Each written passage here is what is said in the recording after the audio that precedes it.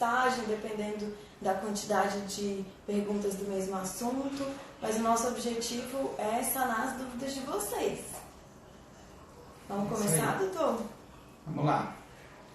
Então, gente, vamos começar falando sobre os conceitos, né, da alergia. E, na verdade, são várias alergias alimentares, mas nós vamos tentar falar das mais comuns. E, à medida que for surgindo alguma dúvida, vocês vão perguntando, ok? Então, a alergia alimentar, ela tem como definição, normalmente assim, são vários alimentos alergênicos. Nós temos o leite de vaca, o ovo, o trigo, a soja, os peixes, os crustáceos e normalmente todos, o amendoim e a castanha, todos eles são muito alergênicos, ou seja, eles participam de 90% das alergias alimentares. Então, o que é um alergênico? O alergênico é todo o alimento, especificamente a proteína, capaz de fazer uma reação imunológica. Ou seja, então o corpo reconhece uma proteína do alimento como estranha e aí vai contra essa proteína. Então, nós temos uma reação imunológica. Dentro dessa reação imunológica, nós temos umas classificações que nós podemos classificar como que é mediação. Então, a mediação ela é controlada pelos anticorpos. Os principais anticorpos que coordenam essa questão alérgica são as imunoglobulinas. As imunoglobulinas que coordenam essa parte da alergia são as imunoglobulinas do tipo E. Então a mediação vai ser IgE específica ou mediada por alguma situação. Ou seja, então eu tenho o paciente que é IgE mediado, o não IgE mediado e as mediações que são mistas. O IgE mediado geralmente são aquelas reações que são imediatas, ou seja, leva de 2 horas até 2 horas para manifestar. Então é de 0 até 2 horas após o contato. Então eu vou ter uma reação mais comum de pele e angedema. Então eu vou ter urticária ou o angedema, com risco anafilático. Então essas pessoas manifestam urticária ou o angedema, certo? Já os não mediados, geralmente a manifestação ela é mais tardia e são as manifestações gastrointestinais, ou seja, eu posso ter desconforto abdominal, eu posso ter cólica, eu posso ter refluxo, eu posso ter sangramento intestinal, eu posso ter irritabilidade, então é tudo relacionado a sintoma gastrointestinal. Então, e a reação é a partir do primeiro, segundo dia após o contato do alimento. E as mediações mistas são aqueles que normalmente a manifestação é através da pele, ou através do gastrointestinal, ou respiratório. Na pele, geralmente são as dermatites atópicas, que correspondem a em torno de 30% das dermatites atópicas são relacionadas ao alimento, não é só contatos, certo? Já a questão do aparelho respiratório, normalmente são hipersecreções nas vias aéreas ou o quadro asmático, certo? Geralmente tem um diagnóstico mais tardio porque podem ser confundidas com outras situações respiratórias ou outras situações de pele, enfim. Já a parte do gastrointestinal, aí são situações mais complicadas, ou seja, pode cursar com FPAS, que daí são choques hipovolêmicos que cursam com vômitos depois da ingestão do alimento, ou então, normalmente, a esofagite eosinofílica, que normalmente é uma doença alérgica do esôfago que reage a múltiplos alimentos cursando com essa esofagite, que é confundida muitas vezes com um simples refluxo mesmo, certo? Então, essas são as definições. Só para fazer vamos dizer assim, recapitulando a questão, então, nós temos o paciente que pode ser IgE mediado, o IgE não mediado e as mediações mistas, certo? Agora eu vou falar um pouco do diagnóstico. O diagnóstico, quando a manifestação é gastrointestinal, normalmente ele é mais especificamente realizado pela questão clínica. Ou seja, você suspeita daquela reação específica, ou seja, cursando com cólicas, com dor abdominal, com sangramento intestinal, e você normalmente faz a exclusão daquele alimento que você desconfiou que normalmente tem alteração alérgica, certo? Os exames, eles não são comumente utilizados. Vocês até podem questionar sobre a questão dos exames de fezes. Só que os exames de fezes, eles não são específicos, eles não são definidores de diagnóstico. Eles podem ser coadjuvantes, ou seja, se eu tenho uma suspeita que pode estar com sangramento, você pode pedir um sangue oculto, mas ele não vai ser um definidor do diagnóstico. Agora, se a criança está sangrando, não há a menor necessidade de pedir um sangue oculto, ok? Já a parte dos mediados, geralmente é uma situação mais fácil de diagnóstico, porque a criança já apresenta reações de urticária, né, que chama muita atenção dos pais ou da pessoa que é alérgica, e também os inchaços, que é o inchaço dos olhos, das orelhas, né, dos lábios. Então, é muito mais fácil você fazer uma suspeita clínica. Então, você acaba procurando o especialista com maior rapidez. E aí você faz os exames de sangue, que são os IgEs específicos, que você pode fazer com N alimentos, né, que você suspeita da alergia, e também através dos testes cutâneos, que normalmente a gente chama de teste de puntura ou prick test, que você vai visualizar essas reações que são imediatas. Já as mediações mistas, normalmente já é um pouquinho mais difícil de você diagnosticar. O FPAS, por exemplo, que é uma doença um pouco mais grave, que cursa com choque hipovolêmico, geralmente você tem que fazer a exclusão do alimento, né? E você tem que desconfiar do FPAS quando você ingere determinado alimento, no caso, geralmente são os alimentos, o arroz, derivados de mandioca, que é mais comum, e o próprio leite. Normalmente você faz um choque hipovolêmico, ou seja, você começa a apresentar vários episódios de vômitos até ocorrer a desidratação, ou ocorre uma palidez na pele imediatamente após a ingestão. E a esofagite eosinofílica, geralmente você faz o diagnóstico através da endoscopia digestiva alta, que você vai fazer uma retirada de uns fragmentos do esôfago e vai ver a contagem de eosinófilos, que são as células de defesa do nosso organismo para alergia, quantos por campos tem no esôfago. Geralmente maior que 25 por campo, você determina a esofagite eosinofílica, que normalmente você tem um tratamento específico, que é através de protetor gástricos e também de corticoide via tópica, que no caso é um sprayzinho que você faz pelo esôfago, através da deglutição, durante em torno de 6 semanas, para a questão do corticoide, e 12 semanas do protetor gástrico.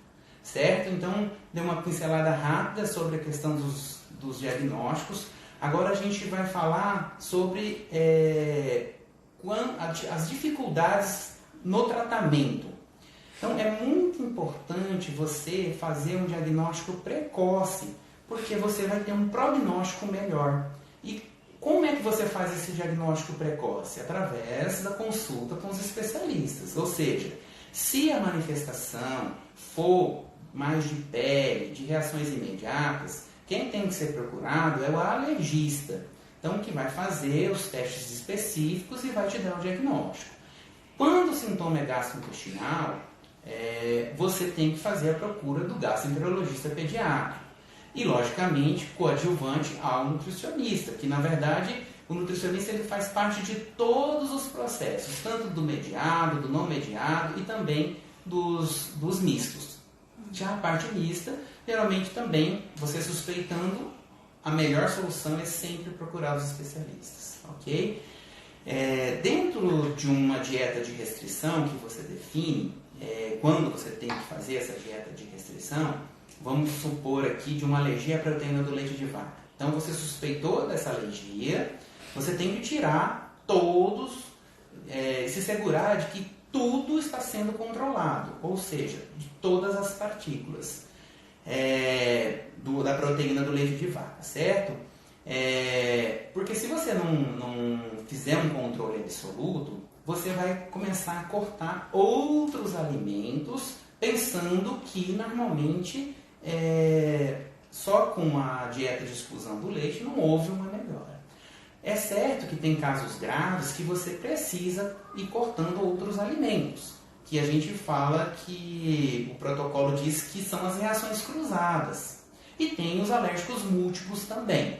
Mas falando dos alérgicos que fazem reação cruzada, 60% dos pacientes com alergia à proteína do leite de vaca fazem reação cruzada com soja. Por isso que é muito comum você fazer a exclusão do leite de vaca e da soja, porque daí você abre um leque maior de não ter que excluir mais substâncias, já que 60% das crianças reagem. Ou seja, o que você vê quando você exclui soja? Que a criança melhora com maior rapidez, porque falando uma relação bem popular, quando você ingere soja, o organismo entende que você ingeriu leite por causa da semelhança de proteína. E assim, muitas vezes chega a ter que excluir carne vermelha, né, a bovina principalmente, ter que excluir também o ovo, porque também são todas proteínas semelhantes, ok? Então, depois a gente vai respondendo as perguntas, ok?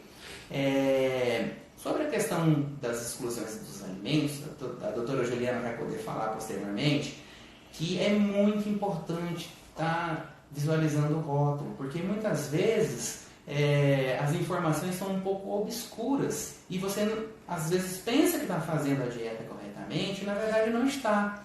É um pequeno ajuste de conduta. Às vezes chegam pessoas aqui pra gente que não é uma alergia tão grave assim e está com várias restrições. Ou seja, com isso você diminui a qualidade do leite, põe em risco a parte nutricional da criança e da mãe, e com isso você não vai ter uma melhora, ou seja, você vai abandonar a amamentação, que é a principal defesa da alergia alimentar, é a amamentação ao seio materno, certo? Nós temos fórmulas específicas, mas são fórmulas que são com sabores não muito bons, normalmente são caras, e acaba que isso, lógico que também não fornece nada de anticorpos. Geralmente a amamentação também favorece a cura mais precoce. Enfim, tem N vantagens do aleitamento materno que normalmente se a gente for falar só sobre as vantagens aqui, precisa fazer uma live específica do leite materno. Eu falo que não é leite materno, né? É solução imunológica de continuidade extragestacional, ou seja, não é um leite, é uma coisa muito rica que tem ali, que a criança está se beneficiando não só de nutrientes, mas de vínculo, de anticorpos, né, doutor? É isso aí. Então, é muito importante certificar se realmente você está fazendo a restrição devida daquele componente específico que você foi diagnosticado, ok? O tratamento específico consiste em exclusão dos alimentos que você desconfiou da alergia. Infelizmente, não existe um medicamento para você falar, não, vou tomar esse remédio e está tudo resolvido. Então, o determinante é excluir pelo tempo determinado pelo médico ou pelo nutricionista que está acompanhando, pelo tempo que ele acha que é correto. Tem algumas crianças que têm a tolerância mais precoce, tem outros pacientes que têm a tolerância mais tardia. Mas a possibilidade de cura ela é muito grande. A gente fala que normalmente quase que 99% das crianças e dos pacientes, quando diagnosticado e bem cuidado, bem acompanhado, tem cura da situação alérgica. Uns com 1 ano, outros com 2, outros com 3 e outros com 5. O que vai determinar isso é a gravidade e a sintomatologia da criança, certo? Então, é muito importante você fazer um acompanhamento com quem conhece quem tem sensibilidade para poder fazer o diagnóstico e entender a necessidade de cada paciente. Porque apesar do mesmo diagnóstico, cada paciente tem uma conduta específica, apesar de seguirmos um protocolo determinado. É porque, assim, muitas vezes você faz um diagnóstico aqui de alergia à proteína do leite de vaca para uma mãe, que normalmente é o primeiro filho. Já é chocante, normalmente, você fazer um diagnóstico que a criança é alérgica, a criança está sangrando. Tem mães que pensam que a criança está tendo uma hemorragia, porque tem um sangramento, né? Então, na verdade, o sangramento é pela alergia. Então, por mais que você gaste aqui uma hora e meia, que é quase impossível nesse tempo você fazer falar tudo que é importante da alergia, a mãe, na verdade, ouve 40% daquilo que você falou. Então, na verdade, consiste no bom acompanhamento, na percepção do que ela captou normalmente que você falou. Então as coisas vão sendo gradativamente entrando nos eixos.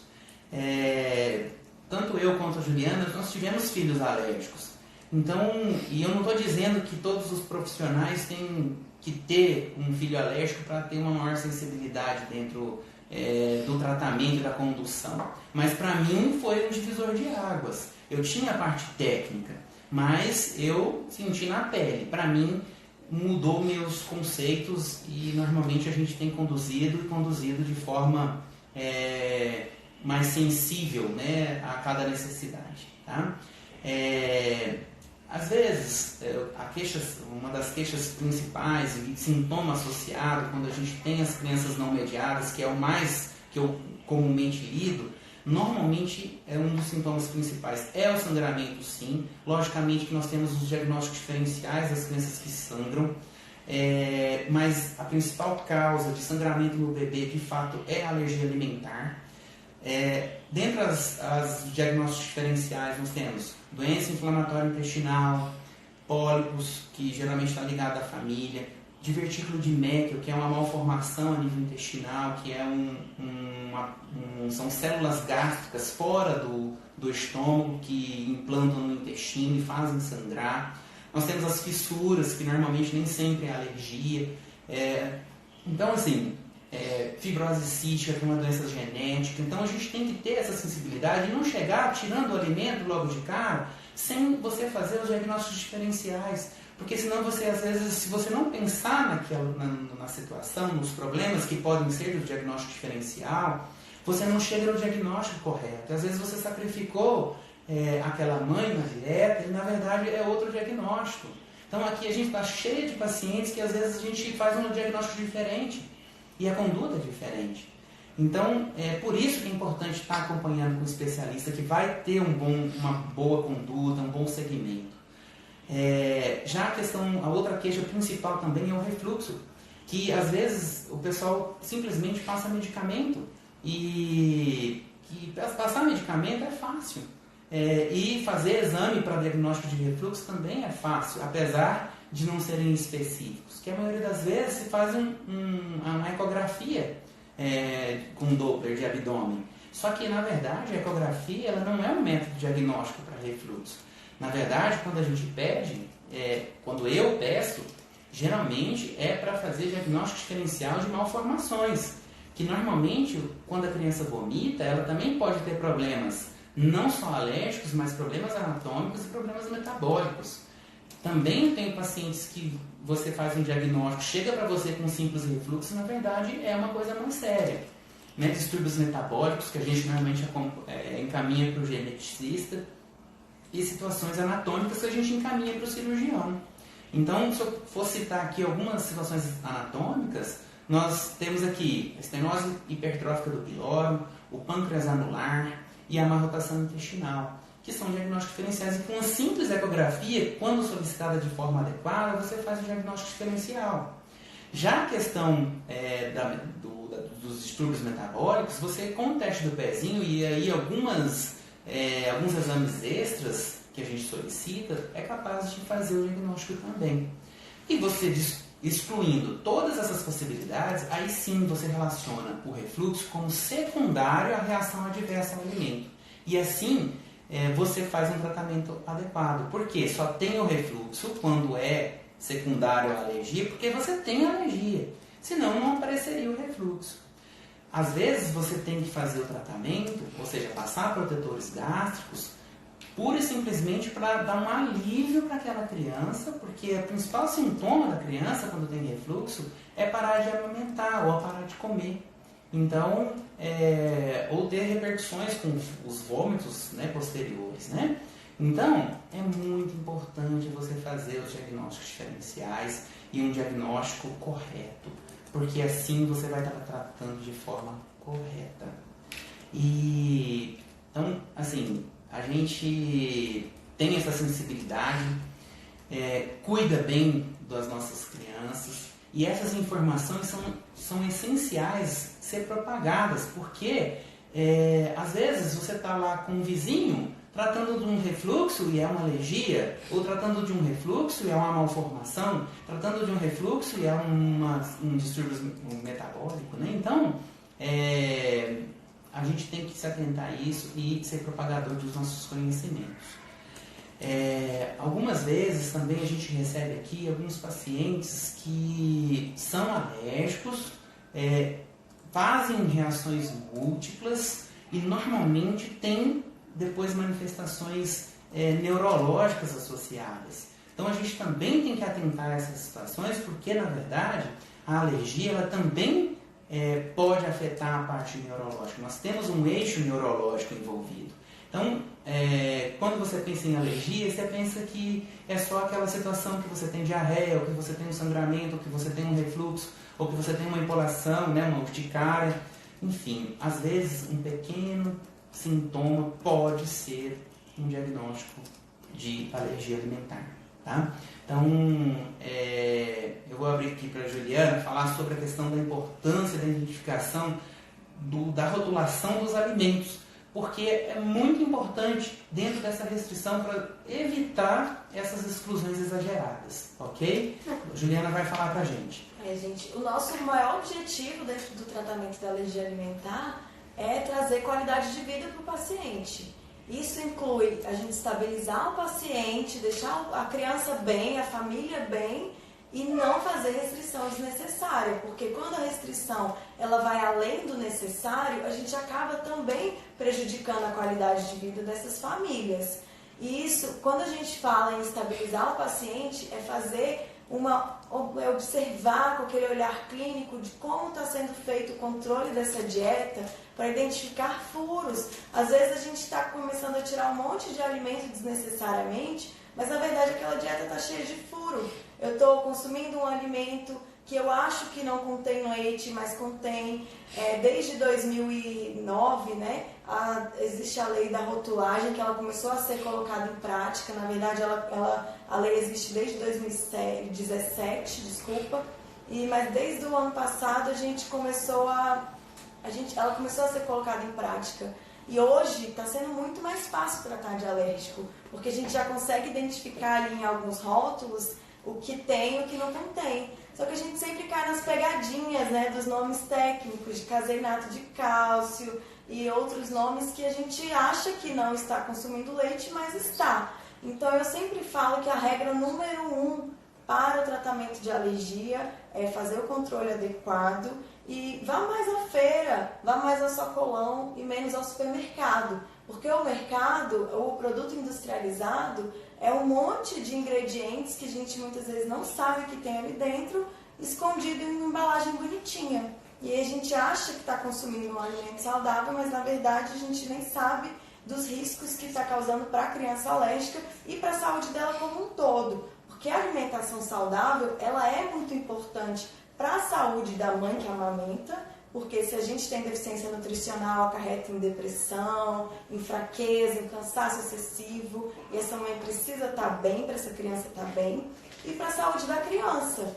Quando ela começa a comer, a introdução alimentar é um dos momentos mais importantes do tratamento da alergia, né, doutor? Porque é ali onde a gente precisa ter muito cuidado e estimular que essa criança tenha uma alimentação saudável, para que ela se desenvolva bem, para que ela não se torne seletiva, para que esse sistema imunológico dela esteja fortalecido e ela consiga tratar, desenvolver a tolerância, né? Que a gente não costuma falar em cura, a gente fala em tolerância, a gente fala em cura para as pessoas entenderem, mas a criança desenvolve tolerância e a maioria dos pacientes chegam sim à tolerância.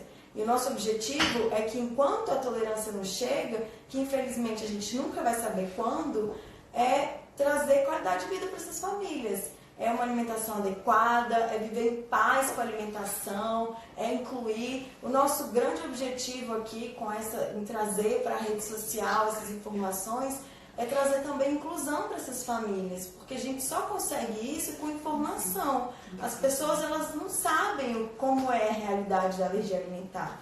E como não existe uma informação muito certa, muito bem feita, muito difundida, as pessoas acabam achando que muitas vezes é frescura. E eu falo, eu tenho um filho alérgico e eu sei o que é. E eu quero dizer que vocês não precisam passar por isso sozinhas, que a gente está aqui para ajudar. Existem profissionais maravilhosos que entendem, mas é muito importante o tratamento especializado. Em uma consultinha de 1 hora, 1 hora e meia, né, às vezes a gente estende 2, mas em um dia a gente não consegue passar tudo que a mãe precisa.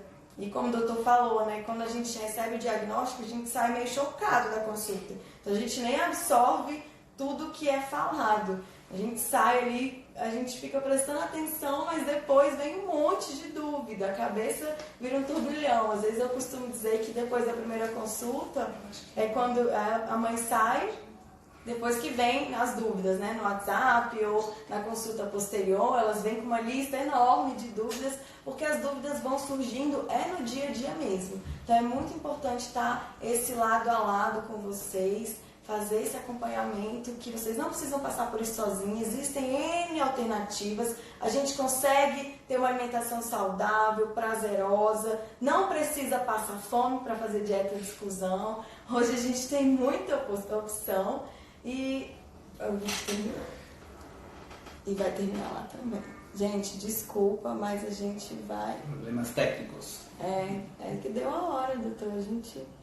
Mas tá 19h28, fazendo 28 minutos, tá? Problemas técnicos aqui no meu, não sei o tá que rolando. Não. E tá rolando lá na clínica. Quem tiver caído aqui no meu, pula lá pro, aqui no meu também pro da clínica e a gente tá voltando a conexão aqui. Então, eu queria fazer algumas perguntinhas aqui pro doutor, pra gente debater com vocês, né, com relação ao diagnóstico. Porque o doutor foi muito claro, foi maravilhoso e algumas pessoas ainda falam bastante em teste de provocação oral para fazer o diagnóstico de alergia. Em protocolo, ele é utilizado, mas a gente precisa entender os riscos disso, né? Porque é super difícil estabilizar a criança. Então, muita gente tem falado por aí, olha, estabiliza a criança, volta com tudo, para ter certeza se ela realmente é alérgica. E eu queria que o doutor falasse um pouquinho dos riscos disso, né, doutor? Certo. Então, assim, na minha experiência, na prática clínica, a gente não gosta de praticar um teste de provocação oral diagnóstico. Por quê? Vem um quadro já que está aí, sei lá, 3 meses, 4 meses, 5 meses, 6 meses, e nem sequer introduziu alimentação, e você leva aí 1 mês duro e penoso para poder normalmente fazer a cicatrização desse intestino. Lógico que quando você controla a alimentação, nos primeiros 15 dias você já vê uma diferença. Quando você não está tendo furo, quando você está fazendo a dieta certinha, nos primeiros 15 dias você já tem que haver uma resposta. Então leva 4 semanas, ou seja, 30 dias para fazer uma recuperação da velocidade intestinal. Aí você vai fazer um teste de provocação para saber se já melhorou. Com certeza é uma alergia. E normalmente a gente sabe que o tempo de exclusão, o ideal é fazer 1 ano pós o diagnóstico, quando a criança completa 1 ano de vida. Então, se você faz antes, você corre o risco totalmente de fazer a instabilidade da criança, além de produzir riscos nutricionais também, de uma absorção, que podem se tornar permanentes, inclusive. Ou até, de repente, fazer um choque anafilático nos casos das crianças mediadas. Então, assim, a gente não costuma fazer o teste de provocação de rotina para diagnóstico. Normalmente a gente faz o teste de provocação oral de tolerância, ou seja, quando você tem a certeza que essa criança vai tolerar a questão da reintrodução do alergênico. Então, isso é uma conduta que é em consenso aqui, eu e a Juliana, nós praticamos isso. Inclusive, a gente pratica isso com o próprio filho dela. E aí eu pratiquei com a minha filha também. Então, e na verdade, a gente vê que a experiência clínica desses N pacientes que a gente atende, que a resposta clínica ela é soberana no diagnóstico. Se você melhorou, não há necessidade de fazer um teste de provocação de diagnóstico, ok? Lógico, não, a mãe vem para mim e faz questão de fazer o teste de provocação diagnóstico. Tudo bem, fazemos, mas eu ressalvo os riscos de fazer esse teste de provocação oral diagnóstico. Mas a gente está aqui para lidar com as mais diversas situações e cada a gente vai agir dentro dos protocolos, logicamente, mas ressaltando sempre o que pode trazer de risco e benefício dentro daquela introdução ou a exclusão. Então, a gente fazendo isso, você vai ter sucesso dentro do seu tratamento. E a gente cansa de receber pacientes aqui que fizeram teste de provocações diagnóstica totalmente descompensada, que a gente levou às vezes 2 meses para poder fazer a estabilização. Então, lógico que cada criança ela responde à exclusão de forma individualizada, mas normalmente a média são 4 semanas para você ter uma resposta, e é esse protocolo que a gente segue. E dentro do segmento, vamos supor que você tenha que fazer várias exclusões dos alimentos. A gente, para melhorar mais rápido, muitas vezes a gente tem que fazer uma exclusão mais intensa. Por exemplo, uma criança que está sangrando já há 3 meses, você não vai poder tirar só leite, infelizmente. Para você melhorar mais rápido, normalmente você tem que tirar leite, tem que tirar soja, tem que tirar ovo, às vezes carne. Mas, eu sempre digo, se você tem que sofrer, que o sofrimento venha rápido. E imediatamente, logo em seguida, depois da estabilização da criança, você vai voltando com os alimentos e rapidamente também. E vai deixando o que realmente é o agressor, que no caso, 60% de reação cruzada é feita pelo soja e logicamente o precipitador é a proteína do leite de vaca, né? Quando a gente está falando do mais comum, que é a alergia à proteína do leite de vaca. Então, a gente, quando faz um diagnóstico, esse diagnóstico é feito pelo especialista, dificilmente ele se equivoca, porque é embasado de vários sintomas clínicos, tanto de piora quanto de melhora. Então, é muito importante você seguir sempre a orientação do profissional especializado. A gente sempre está ressaltando isso porque muitas vezes a gente, não que o pediatra geral não possa fazer esse segmento. Lógico que pode, só que na verdade o que a gente vê é que quanto mais você faz aquilo que normalmente você escolheu, que é especializado, melhor você vai ficando. Então, você quer ser tratado pelo melhor ou pelo mais ou menos? Então, essa é a resposta. Escolha o melhor, que você vai ter o melhor tratamento, o melhor segmento.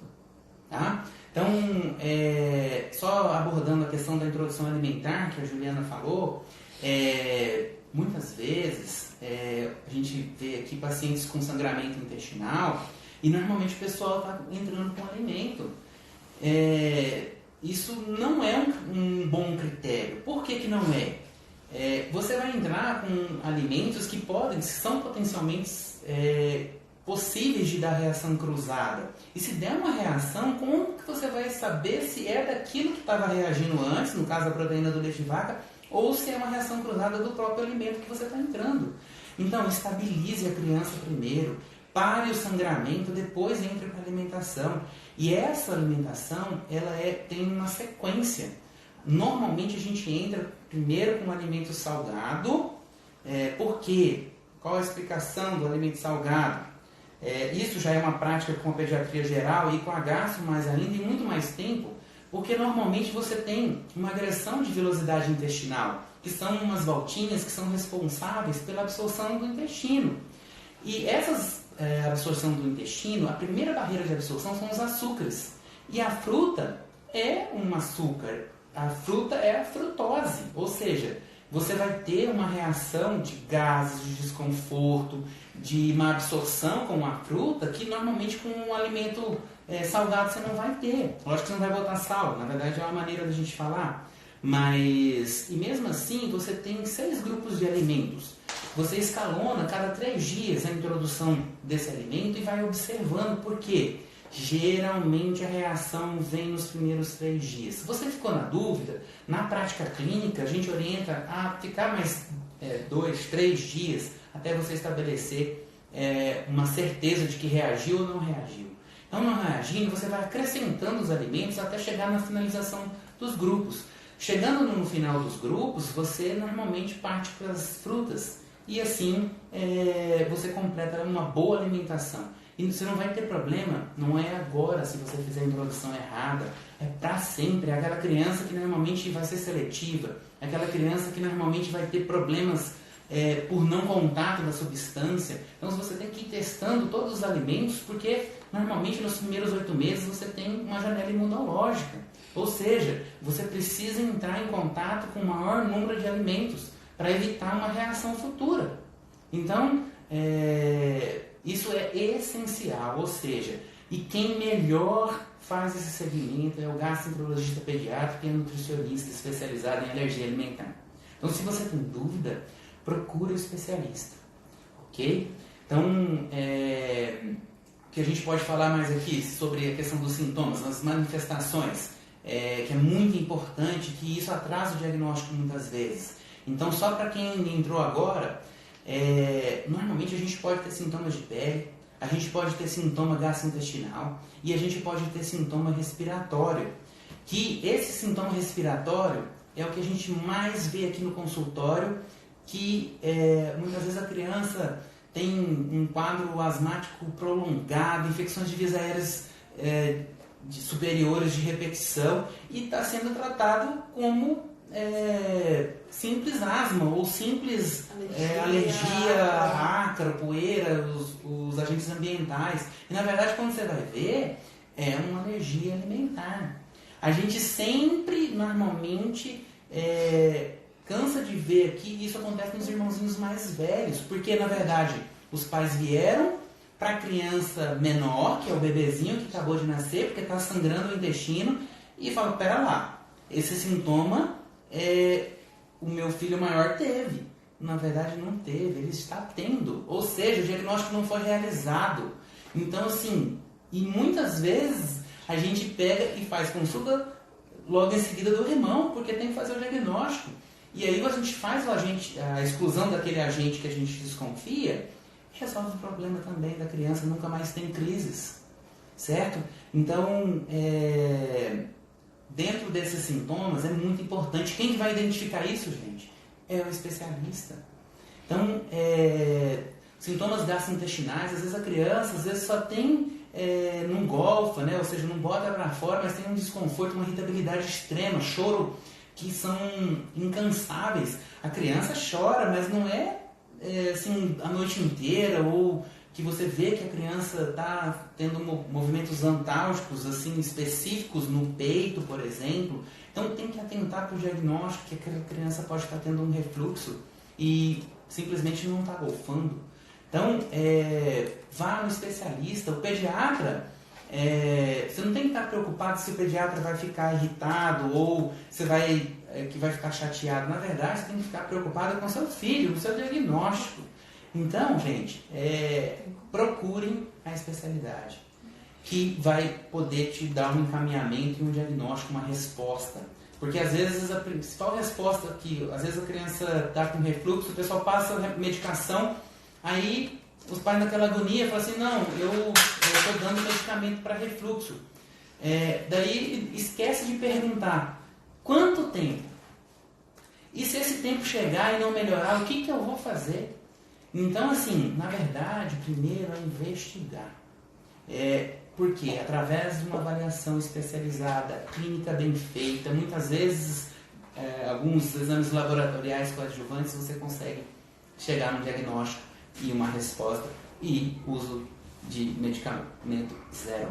Então, por quê? Melhorou a alergia, não tem necessidade de medicamento secundário. Ok? Juliana, quer acrescentar mais alguma coisa? Tem um monte de perguntas aqui. Tem um montão de perguntas. A gente não vai conseguir responder nosso tempo está acabando mas aqui depois já, nós quase. vamos respondendo pelos stories, tá? Eu tô vendo aqui mais ou menos que tem muita gente perguntando: sangue e muco nas fezes é diagnóstico de alergia? É um sintoma, mas o diagnóstico tem que ser fechado depois da avaliação clínica. A gente não pode fazer diagnóstico virtual, a gente não pode, achar que pode ser, porque o sangue nas fezes é um sintoma muito comum, mas ele pode identificar outras coisas, uma inflamação intestinal por outros motivos. Então, a avaliação clínica ela é primordial para o fechamento desse diagnóstico. E aí a gente trabalha com a nutrição após fechar o diagnóstico e auxilia na condução ali para chegar a esse diagnóstico mais rápido, porque muitas vezes um olhar em conjunto, a gente consegue identificar uma coisa ali, por exemplo, na mamada, a criança mama, eu tô vendo que a mamada não está muito legal, e aí eu consigo identificar que pode ser um sintoma de refluxo, e aí o gastro vai e faz a avaliação mais precisa. Vamos lá para as perguntas agora, gente, vamos lá. A Denise perguntou: quando tem alergia só à caseína, ainda pode tolerar os traços? Na verdade, assim, depende do sintoma clínico que a criança está apresentando. Na verdade, assim, a proteína do leite em si, dificilmente você, na verdade, tem como separar a alergia à caseína, ou alergia à alfa-lactoalbumina, ou alergia à beta-lactoglobulina, que são as proteínas isoladas do leite. Na verdade, o controle de traços ele é essencial naqueles pacientes que normalmente você faz um diagnóstico e tem um sangramento intestinal, por exemplo, ou quando ele não está melhorando, mas essencialmente, como a gente está lidando com partículas e uma situação imunológica, normalmente qualquer partícula pode desencadear uma reação alérgica. Então, aqui nosso consenso é de tirar tudo. E esperar a criança melhorar e gradativamente ir liberando posteriormente, depois que a criança melhorou. Mas inicialmente é muito importante controlar traços. É muito melhor ter uma certeza do que 30 dúvidas. Mas assim, você tem que ter data de retirada e data de reintrodução. A Ellen pergunta: fale mais sobre os benefícios dos probióticos para a tolerância. Certo. Então, assim, hoje no mercado, nós temos, aqui no Brasil, nós temos os probióticos manipulados, nós temos probióticos de farmácia, no caso eu posso citar alguns, Lactobacillus reuteri, o Probiatop, que normalmente é o que é a marca, porque ele já vem, são 4 cepas probióticas.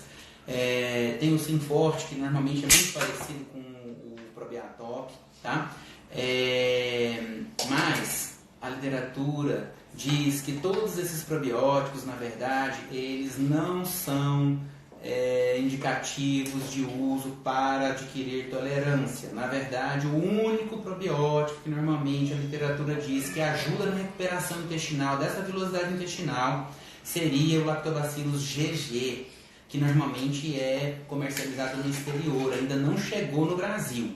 Porém, os benefícios do probiótico, na verdade, você tem melhora dos gases, melhora dos desconfortos abdominais, melhora das dermatites. Então, o uso do probiótico, na verdade, ele funciona como coadjuvante. Essas outras cepas, ok?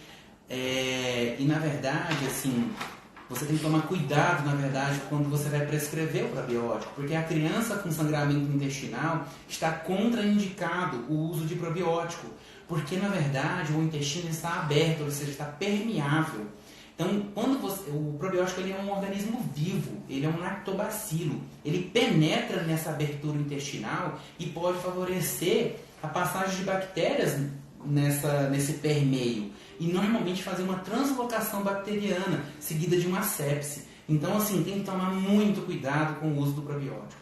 Não faça uso se não for prescrito pelo profissional especializado.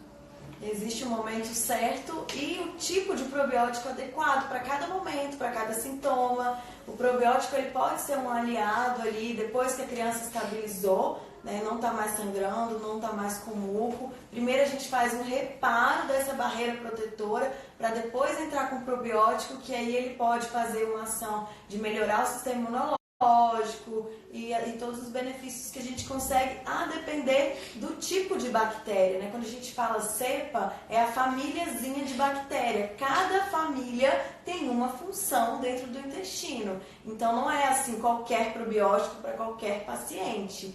Tem que ser feito com muito cuidado. Porque foi estudado cada cepa específica para o benefício específico. Além disso, o probiótico ele é uma formiguinha dentro de toda, né, de toda a cadeia do tratamento da alergia alimentar. A Daiane e a Priscila perguntam: existe alguma contraindicação para a vacina rotavírus para a criança PLV? Então, na verdade, assim, existe um momento de realização de rotavírus. Qual que é o problema do rotavírus nas crianças com alergia à proteína do leite vaca? Na verdade, o rotavírus ele normalmente agride a vilosidade intestinal também, igual ao leite, que também agride, igual a um parasita, a giardia, por exemplo. Então, na verdade, se o paciente estiver sangrando, é uma contraindicação absoluta naquele momento. Normalmente, a gente tem até o 3º mês e 15 dias para poder fazer a primeira dose. A segunda dose, 7 meses e 29 dias. Então, na verdade, o que a gente faz é uma decisão com os pais. Além de definir que você tem um limite de realização, você fala, bom, agora parou o sangramento, tem o risco de acontecer novamente e piorar os sintomas, porém é muito importante a realização da vacina. Só que tem crianças que simplesmente a gente contraindica, por quê? Normalmente ela está sangrando naquele momento, naquele limite que você tem para fazer, então não pode fazer, infelizmente. Mas isso, na verdade, o que a Sociedade Brasileira de Imunização diz que não há contraindicação. Porém, na prática clínica, a gente vê que normalmente pode acontecer, piora a clínica. Mas alguns pacientes demoram mais para recuperar esse intestino após a rotavírus e outros menos. Então, na verdade, é um risco que você tem que assumir, porque a gente assume riscos a todo momento na nossa vida. Então, para cada paciente existe uma indicação e uma conduta. Mas, se você for ver ao pé da letra, não há contraindicação. Porém, existem esses intervalos. A Tati pergunta: bebê apresentou 2 fraldas com pouco sangramento e já foi diagnosticado a PLV. Entrei na dieta, mas teve ainda sangramento esporádico. Ficou 20 dias sem nada e depois mais uma fralda sem nada e depois mais uma fralda. Cessou a PLV? Na verdade, assim, só o sangramento como sintoma isolado não dá para você nem excluir e nem concluir. Na verdade, o sangramento ele é um sinal de outras doenças ou até mesmo da alergia. Então, na verdade, por isso é importante fazer a consulta com o especialista e fazer o segmento da situação.